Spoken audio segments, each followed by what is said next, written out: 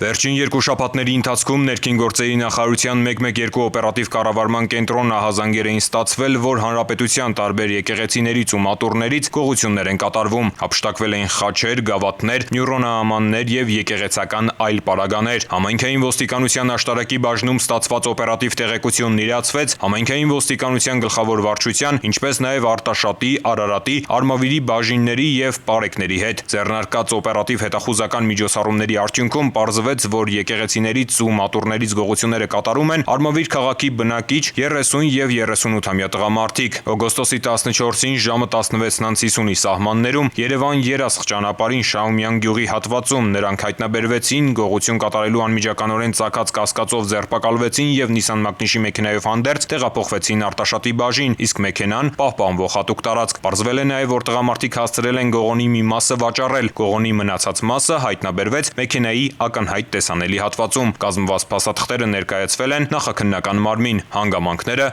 պարզվում են։